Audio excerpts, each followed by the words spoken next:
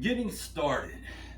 One of my buddies asked me, said, so my fish, frog, monkey mouse, saber-tooth, spider cricket is looking to pull the trigger. He wants to do some research with a selective androgen receptor modulator to get the maximum effectiveness with the least issues, of course, right? So I said, cool. Here's what I would do. If it were me and I was doing research, because I too have one of these rare animals called a fish, frog, monkey, mouse, saber-tooth, spider cricket. Because I have one and he's done some research, this is where he began. Well, no, he actually began with MK2866. But this is where he would begin if he had it to do over again. And he was looking for maximum effectiveness off the jump with the most researched and known research chemical that is potent. I guess it's the best way to put it. So, LGD 4033 or VK5211 or ligand draw. All of these are names that have been given to one of the most favorite, most anabolic, most potent, bar none, selective androgen receptor modulators ever put on the market. And personally, my research animals, absolute favorite. So 4033 said ligand draw is a selective androgen receptor modulator. This means it fits the same place in the muscle that testosterone does. That's the hormone that makes us male, right? It's like, you want to be male? Higher testosterone, more lumberjackish. Lower testosterone, more sweet, limp-wristed, linguini spine dish, right? I can't think of a better way to put it. So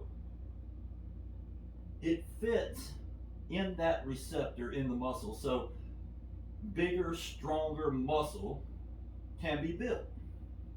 VK5211, also known as LGD4033 or ligand draw, selects the androgen receptor and modulating it so that the body builds more muscle than possible without it, if all variables remain the same. In other words, if your research animal was doing the same workouts, eating the same foods, doing everything the same, this is going to create an environment where more muscle will grow without changing anything than would if the research animal continued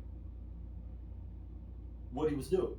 So if on average the research animal was gaining X amount of pounds of muscle per year, this is going to multiply that greatly and cut down the time it takes to get there a lot. Put it like this. All right, first let's go over these basics. Milligram for first research project is about 0.05 milligrams per pound, or 10 milligrams for a 200-pound research animal, or a 5 milligram per 100 pounds of research animal. This is for most anabolic effect that we found off the jump first time. We don't want to start out higher because the body's not ready for that, and it does have a couple of side effects that you need to be aware of. So 6 weeks or a 36-day cycle is our maximum. What that means is we do not research longer than that. I'll get to why here in a minute. Post-cycle therapy. This is once you cease to give this to said research animal. You want him to be healthy and to keep all muscle mass well, then you might want to give him something to help him to do that. Test up, 1 cap, 2 times daily for a 200-pound research animal is perfect. All right. Now, a 200-pound saber-toothed rattleback bearosaurus could gain around 7 to 10 pounds of lean muscle mass in 6 weeks. That can be expected. With that said, if this research animal is in the process of building muscle and is on average gaining, let's say, 20 pounds per year, then he's going to gain that in that this reduces a year to 6 weeks, basically. If he's at a stalemate, 6 weeks is going to increase at 6 to 7 pounds, where he would not have gotten any before. So, with that said, the side effects of said selective androgen receptor modulator, VK5211 ligand draw, LGD4033, chemically induced LDL cholesterol increase. What the heck does that mean? That's basically your cholesterol, the bad cholesterol is going to go up. It's chemically induced. When the chemical stops, so does the increase in LDL. LDL is what binds your muscle to your bone. If you don't have that when taking, or whenever you give your research animal an anabolic, or whenever you start to build muscle, your muscle will release from said bone, and we don't want that to happen. All right. Temporary suppression of testosterone that subsides upon retraction of chemical. Sorry. Sometimes Joe just asks for that. With a retraction of chemical, I don't know if y'all can see Joe here. That's my friend Joe B. Anybody need to see Joe B? There he is. We ain't gonna say what that really means, but anyway. So, we have temporary suppression of testosterone that subsides upon retraction of chemical, dependent upon dosage, duration, diet, and PCT.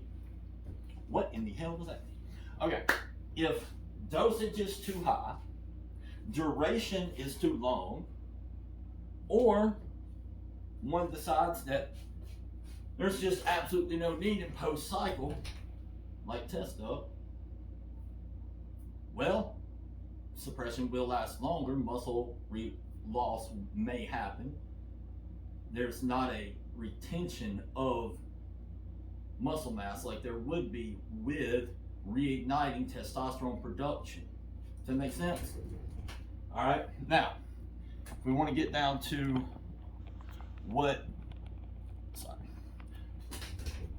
formula for said LGD4033 is C14H2F6 into O.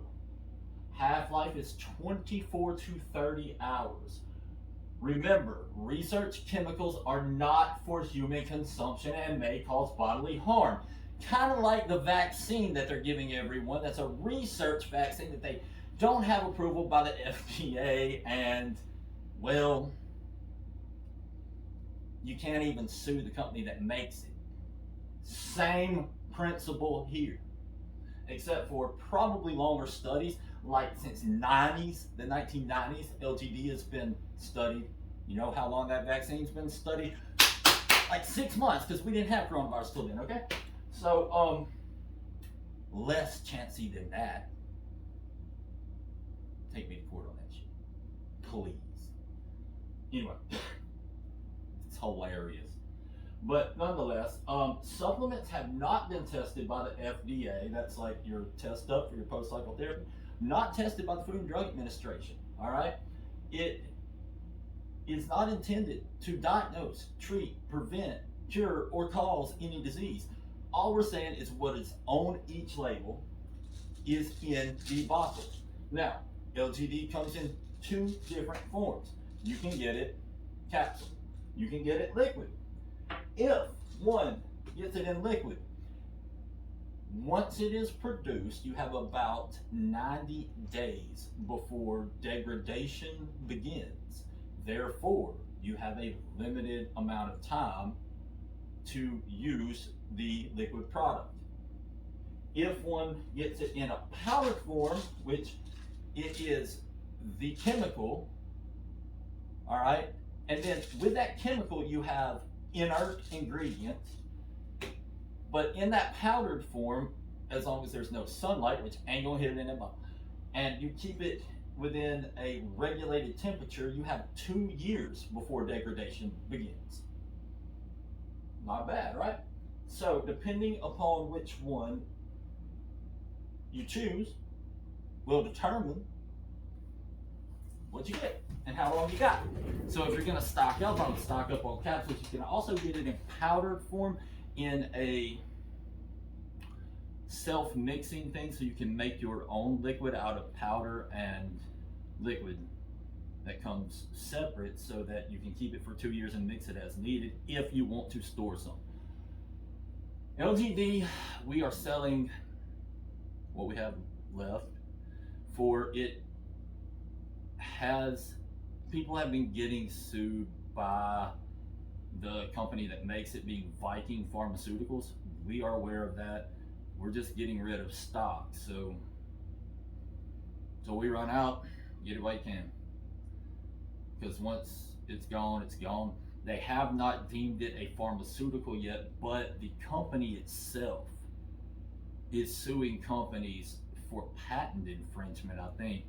I've been through one of them patent lawsuits, and it's ridiculous and takes forever, and it's just not worth the hassle. So God's honest truth, we'll just run out of it and we'll be done. NewSARMs.com. Seth Williams, got any questions? SETHNHC@att.net. Let's go to the gym. Love y'all. Peace.